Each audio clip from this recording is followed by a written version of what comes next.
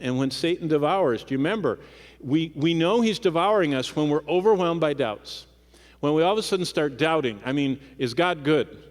Is God, just? Did he make a mistake? And we have doubts. Can we trust his word? That's the opposite of faith.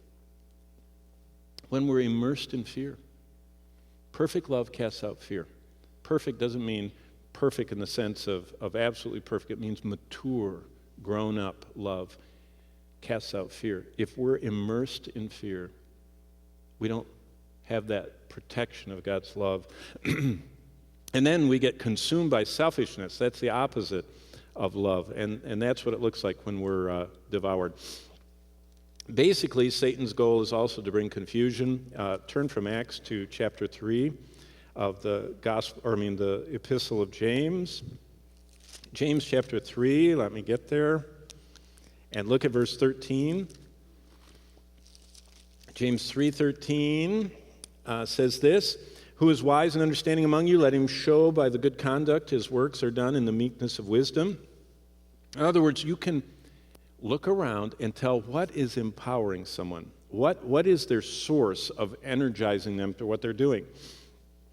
If they have good conduct and they have meekness of wisdom, that shows the Lord. But look at verse 14. "If you have bitter envy and self-seeking in your hearts, don't boast and lie against the truth." In other words, if you have all these evil internal thoughts, don't share them. Because, verse 15, that envy and self-seeking and bitterness does not get downloaded from above, verse 15 says of James 3. Rather, it's earthly, sensual, and demonic. It's coming up from below. In other words, he continues, and this is a rule, for where envy and self-seeking exist, if you are listening or witnessing something and you see and sense envious talk, a self-seeking, someone that's pushing their agenda, and confusion and every evil thing, that is not from God. There's a rule. Whenever you're in a meeting of believers and it gets confusing, you stop. Because it's the indication Satan has stepped into the room. He always brings confusion. God is not the author of confusion.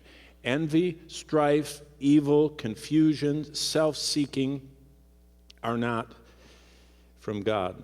But the wisdom is from above, verse 17, is first pure, then peaceable, then gentle, a willingness to yield. If you find someone that is unyielding, recalcitrant, hard-hearted, they are not energized by God. They're stubborn, and that's part of the devil's realm. God makes us willing to yield, filled with mercy and good fruits, without partiality and without hypocrisy. And the fruit of righteousness is sown in peace by those that make peace. So God's wisdom from above brings confidence. The evil one brings confusion. What should we do? Just cross the page to chapter 4, verse 7 of James. Submit to God and resist the devil. Whenever confusion comes, whenever self-seeking comes, whenever you sense that he has entered the situation through his system, through his demons, or if you're one of the handful that the devil himself comes after, resist him, because he's already defeated. As Martin Luther said, one little word will fell him, because all we're supposed to do is resist him, and that comes by wearing the armor, understanding it, deploying it, as uncomfortable and bulky as it is, which prepares us for the relentless attacks. But God, in his amazing wisdom, says it's your choice. You want to get devoured? You want to live in fear? Do you want to constantly be driven by selfishness and destroy your life? If you don't wear my armor, the devil will devour you. It's your choice.